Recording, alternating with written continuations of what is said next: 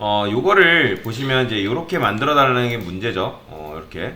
그러면 이제 얘 같은 경우는 아까는 여기만 클릭했을 때 클릭이 돼야 된다면, 여기도 클릭이 됐을 때 클릭이 돼야 된다. 왜 그러냐면, 아까 이제 제가 문제 잘못 설명드리면서 하긴 했는데, 고객 입장에서 여러분들이 메뉴를 사용한다 했을 때, 여기를 클릭했을 때만 들어가는 게 아니라, 뭐, 분명히 고객은 여기를 클릭해도 들어가게끔 되어 있어요. 근데, 고객이 혹시라도 여기를 클릭할 수도 있는 거잖아요. 요 부분을 클릭했을 때도. 그럼 요 부분을 클릭했을 때도 들어갈 수 있게끔 도와줘야 되는 거죠. 그래서 그런 부분들을 생각을 해서 코드를 짤 줄 알아야 되는데, 지금 이제 이 상태에서는 당연히 여기밖에 클릭이 안 돼요. 여기서는 클릭이 절대로 안 됩니다. 그건 왜 그렇다고? 자, 지금 이제 A는 디스플레이가 뭐예요? 인라인이죠. 인라인이에요. 그러니까 인라인이기 때문에 굉장히 너비가 지금 작죠. 제가 여기다가 A 해보면, 자, 백그라운드 컬러를 레드 이렇게 써보면 당연히 굉장히 작아요. 이 녀석은. 자, 오토 났죠? 자, 굉장히 작은데, 뭐야, 오토는 BHK. 자, 굉장히 지금 이제 작은 상태에서 이렇게 되어 있단 말이에요. 그러면 이제 여기가 너비가 바뀌어도 우리가 이제 A가 그 너비에 따라서 맞춰서 따라갔으면 좋겠단 말이에요. 그러면 강제적으로 여기다가 위드를 부여할 수는 있어요. 이 120픽셀을. 근데 120픽셀 부여한다 해서 당연히 안 되겠죠? 왜요? A는 디스플레이가 인라인이기 때문에.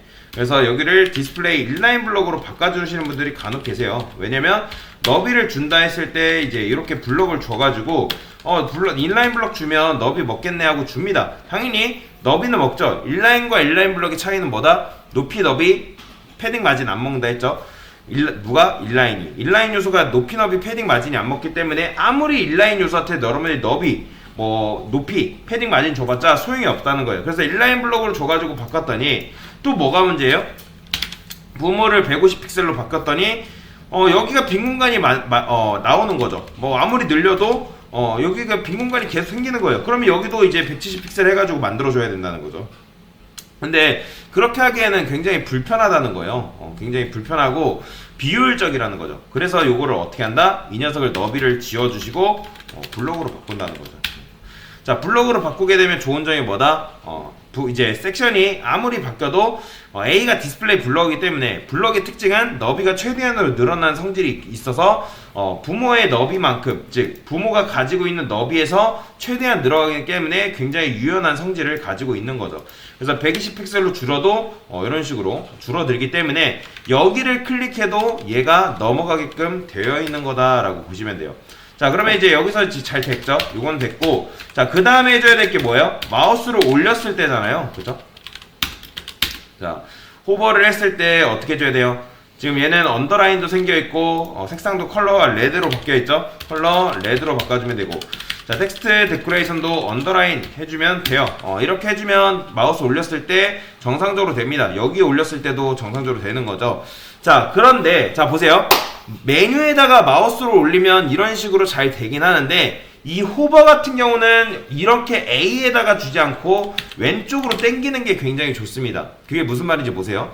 지금 보면 제가 A한테 줘도 사실 되긴 해요. A한테 줘도 되긴 하지만 그러면 A한테 줬을 때 당연히 되죠. 근데 제가 섹션한테도 줘볼게요. 자, 섹션한테 줬을 때도 얘가 되는 이유는 뭐다? 당연히 섹션이 얘를 감싸고 있기 때문에 클릭이 됐을 때 되는 거죠. 그러면 좌측으로 당긴다 해서 내부까지 당겨오면 어떻게 되는 거예요? 전체 다 되는 거예요. 왜냐면 얘를 내부가 전체적으로 다 감싸고 있으니까. 그러면 이렇게 이제 옮기는 걸 의아해하시는 분들 계실 거예요.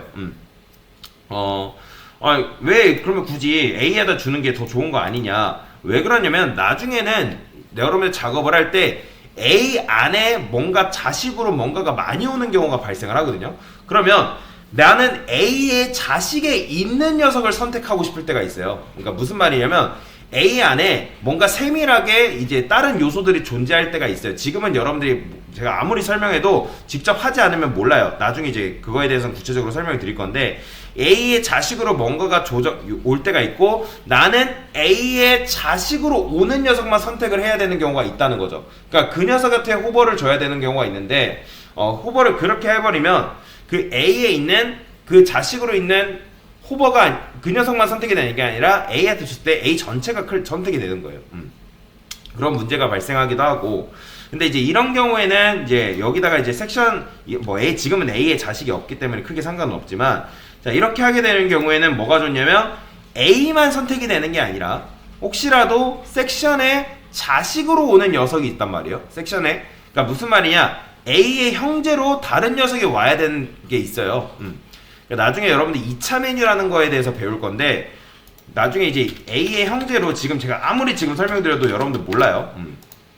섹션에 지금 우리는 A한테 마우스로 올렸을 때 이렇게 상호작용이 되지만, 나중에는 뭐 어떻게 해야 되냐면 이 녀석한테 마우스로 올렸을 때 그 안에 있는 요소가 한꺼번에 같이 선택이 돼야 되는 경우가 있어요. 호버를 했을 때 같이 액션을 줘야 되는 경우가 있기 때문에, 그래서 호버를 좌측에다 당기는 게 좋다고 말씀을 드리는 거예요. 자, 이거는 어차피 나중에 작업을 하다 보면 차차 계속 제가 설명을 드릴 거기 때문에, 일단은 웬만하면 호버는 A한테 직접 주는 게 아니라 좌측으로 당기는 게 좋습니다. 그리고 좌측으로 당겼을 때 된다, 잘 된다, 그러면 그렇게 하는 게 맞으니까 일단은 그렇게만 이해하고 넘어가세요. 어차피 나중에 이거에 대해서 구체적으로 설명을 드릴 거니까. 그래서 일단은 여기까지.